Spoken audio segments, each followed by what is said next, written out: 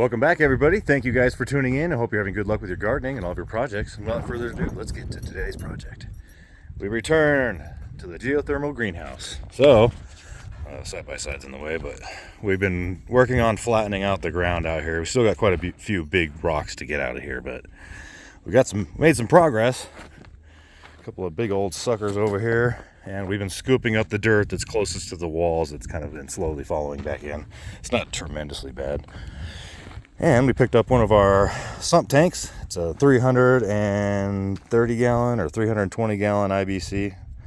There's a local guy here that sells these, and this was the last one he had. I took it all apart so I could just put the cage in here, because obviously the outer diameter is what we care about. The guts don't matter as much. Plus it's a lot lighter and easier to maneuver when it doesn't have all the stuff inside of it. So I've got a rough set in there. Kind of see sticks up out of the ground about, I don't know, a couple inches. So we still need to work on the sides here. We've got our pike here. I may get in there with the jackhammer actually, because this is all solid clay down there, and if we get the generator and the jackhammer over here, it might help make short work of that.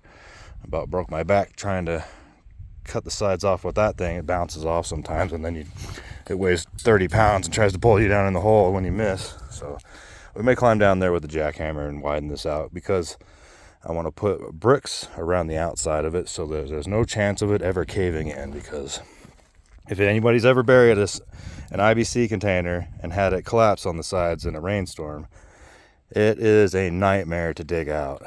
And it's actually happened to me before. Back in 2016 at my Maricopa residence where I used to live, and then it was everything I had to get that sucker out of there. Plus I was recovering from a car accident, so that made it even more difficult. But there we go, we got her roughly set.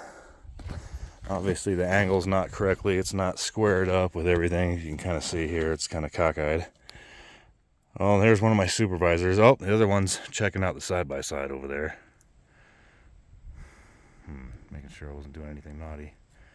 What? I was wearing my seatbelt. You can't smell if I was or wasn't.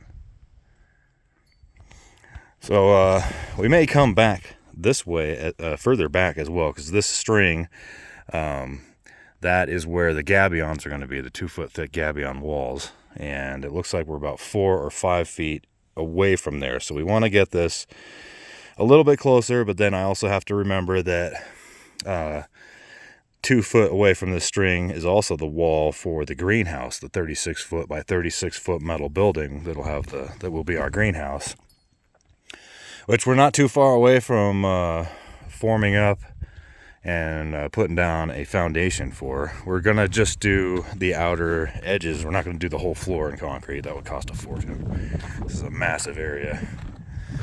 Plus I don't want concrete on the floor. We're gonna have gravel, because if there's any flooding or anything, it'll just soak into the ground. And I think if we bury our pipes in concrete, we'll never ever be able to repair them. So trying to think ahead here, just trying. So we got that corner dug out a little bit too. It's kind of hard to see because it's flat on this camera. We don't have a 3D camera, and most of us don't have 3D televisions. That was kind of a thing of the past. But the ground is very flat now. Like I said, there's still some big rocks we need to get out. We'll use the pike for that. Maybe do some of that tomorrow, and then we'll work on this pit here.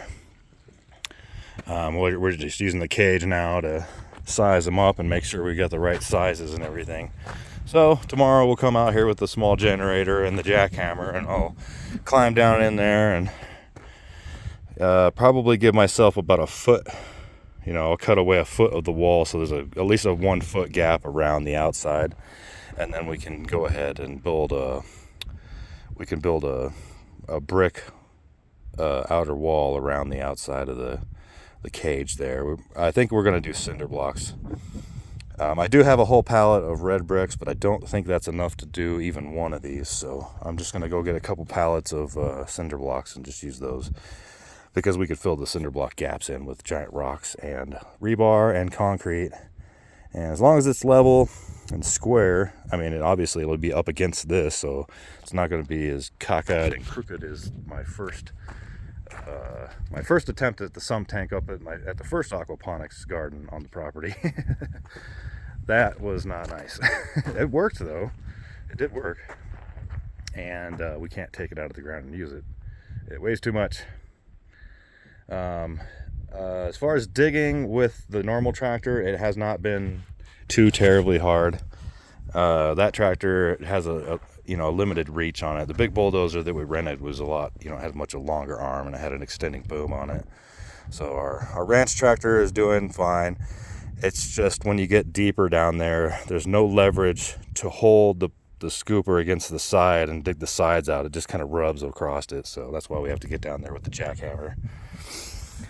I guess I suppose I could back up and face this way and grab it out like that. Maybe we'll try that.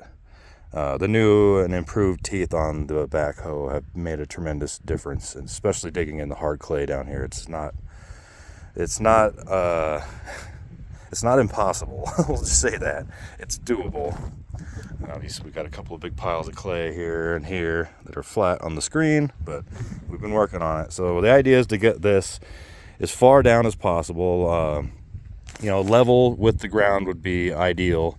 That way we have more volume for water to go in, because when we have the grow beds set up, there'll be 14 4x8 grow beds, and it's nearly impossible to clock them to drain at a certain time. So over a long period of time, they may some of them may line up, and then you might get 5 or 6 or 8 of them that drain at the same time. So we need enough room in our sump tanks to hold that volume of water if that were to occur, because obviously the flood and drain system is automatic, and as far as I know, I don't know how to time it, because the ebb and flow of the water and then the water pump itself, over time the water pumps wear out, so it's not a fail-proof system. So you wind up with different volumes of water going through. So I'm just trying to future-proof for that sort of thing. Maybe in the future we can do something with airlifting. I am very familiar with airlifting technology using air pumps and water. There's no moving parts, obviously, in an airlifting system other than the baffles and inside the pump themselves, depending on what type of pump you're using. I guess you have like a diaphragm pump. Diaphragms wear out after a while too, so everything wears out. Nothing lasts forever, so we just have to future-proof things so that down the road we can adjust as we go, and then keep this sucker going. It's going to be a long process, but once she's up and running, I think we'll be very satisfied with this project and all the work that I've put into it so far. I think I've been working on this for about 3 months now. I did take about a month to dig this massive hole, even with a large excavator. Well, not excavator, but a backhoe, which was a very handy tool. And we got as many hours out of that thing as I could possibly get. We even helped out some of the neighbors with some projects too, some smaller projects. We worked on somebody's road and somebody else's driveway. All right, you guys, what do you think? Is it time to call it a day? Well, they're already sleeping. What are you doing, Holly? You gonna jump on your sister? Holly, you almost landed on her head. You're mean. That was naughty. You're a naughty dog. All right, guys. I guess that's enough of this video. It's time for me to take a break. I'm done for the day, and like I said, tomorrow we'll get after it again. So maybe we might get a couple videos this week and not have so many gaps in between times. I've been working on a lot of other things in the meantime that I didn't do videos on that I thought you guys wouldn't like to watch. Some car stuff. We have a Subaru Outback, and we had some CV axles that went out on it. We had to change those out, and one of them was super easy, and the other one was a darn nightmare. So we did get that completed, so now I can work on our other projects. We haven't done any more gabion welding because of the wind today. It's supposed to be windy today and tomorrow, so that's why we're down here in the pit working, because the wind and welding do not mix. It blows away the argon CO2 gas, and it makes for an awful weld. So. All right, enough of that. Thank you guys for tuning in. If you have any questions or comments, pop those in down below. Give us a thumbs up. And as always, keep building and try to be good to each other. Some of us aren't here for very long, and a little bit of kindness will go a long ways. So God bless you all, and peace. I said peace.